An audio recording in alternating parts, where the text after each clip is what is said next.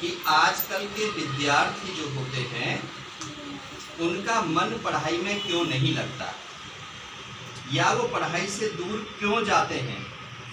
ऐसे कौन कौन से दुश्मन हैं विद्यार्थी के जो विद्यार्थी को पढ़ने नहीं देते। पता है आपको? जानते हो आप? कोई किसी बच्चे को पता है? नहीं पता। तो मैं बताने जा रहा हूं कि सबसे बड़ा जो आपका शत्रु है, आपका मतलब विद्यार्थी। आपका मतलब किससे है? विद्यार्थी। विद्यार्थियों का जो सबसे बड़ा शत्रु है वो है आलस्य। कौन सा शत्रु है? आलस्य। आलस्य। आलस्य हीनो कुतो विद्या अवधस्य। आलस्य हीनो कुतो विद्या अवधस्य कुतो धनम अधनस्य कुतो मित्रम अमित्रस्य कुतो सुखम। ये संस्कृत में जो अध्यापक है वो आपको पढ़ाते होंगे कि आलसी बच्चा जो होता है उसके जीवन में कभी कोई सफलता नहीं आती है। क्लियर है? आलसी क्या होगा? आलसी करेगा टाल मटोल। क्या करेगा? टाल मटोल। अब नहीं, फिर पढ़ लूंगा, सुबह पढ़ लूंगा, अब सो लेता हूं। क्या हो गया? अरे अभी तो 6 महीने पड़े पेपरों को, अगले महीने कर लूंगा। जो आलसी बच्चा होता है क्या करता है? वो बोलो मेरे साथ में, क्या करता है? और टाल मटोल करने वाला विद्यार्थी कभी सफल नहीं होगा। जो काल करहे सो आज कर, जो आज करे सो पल में परलय होगी बहुर करे। महापुरुषों की कहावत है, ये मेरी नहीं है, मैं नहीं कह रहा। मेरे से पहले जो इस विद्वान इस पृथ्वी पर आए हैं उन्होंने कहा है कि बेटा अगली सांस का भरोसा नहीं है कि वो आएगी या नहीं आएगी। तो तुम कल के ऊपर छोड़ रहे हो, कल कर लूंगा। कल तक तुम जिंदे भी रहोगे या ऐसा कोरोना आ गया तो क्या हो जाएगा फिर?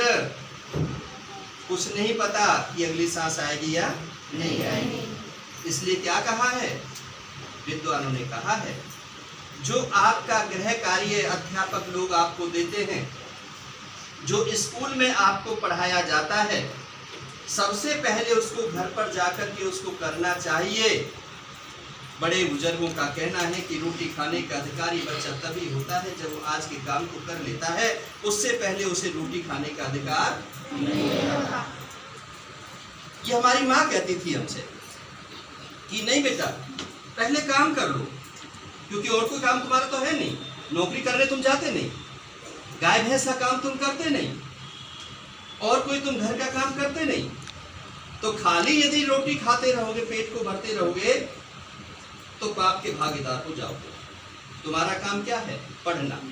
क्या है तुम्हारा काम? पढ़ना। यदि किताबों को भी तुम नहीं पढ़ोगे, गुरुओं का भी तुम सत्कार नहीं करोगे, गुरुओं के कहने को भी तुम नहीं मानोगे, विद्यालय भी तुम समय पर नहीं जाओगे, काम को भी तुम समय पर नहीं करोगे, फिर क्या करोगे जीवन में? क्या है तुम्हारे लिए? तो तुम्हें करना क्या चाहिए? करना क्या चाहिए? पढ़ाई। पढ़ाई वर्क इज वर्षित कर्म ही पूजा है। जो लोग पढ़ लेते हैं वो बड़े आदमी बन जाते हैं। इसलिए क्या करना है तुमने? पढ़ाई करनी है। आलस्य को त्यागना है। आलस्य को त्यागना है कि नहीं अभी तो 6 नहीं बजे, 7 बजे का स्कूल है, 6 बजेंगे तो मैं उठूंगा। अरे 6 नहीं बजे तो 5 बजे उठो। 7 बजे का क्यों इंतजार कर रहे हो कि 7 बजेंगे तो मैं मुंह धोऊंगा और स्कूल जाऊंगा, है ना, और बासी ही भोजन करके चला जाऊंगा। समझ में आ रही है मेरी बात?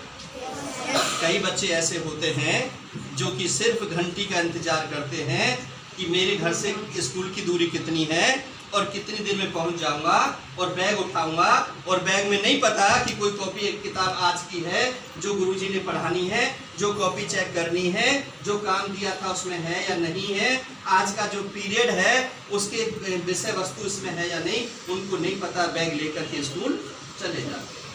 तो उन लोगों की, उन बच्चों की क्या इज्जत होती है स्कूल में? क्या होती है? बेइज्जती होती है। फिर जब किताब मांगते, बेटा मैं ऐसा काम कर लाए, सर जी पेट में दर्द हो रहा है, फिर पेट में दर्द होता है क्योंकि सर से बचना है, फिर सिर में दर्द होता है कि सर समझ जाएंगे तो हेड डाउन करके बैठा देंगे। अरे नहीं, ये बहाने नहीं चलते। यदि बहाने करोगे तो फिर क्या होगा?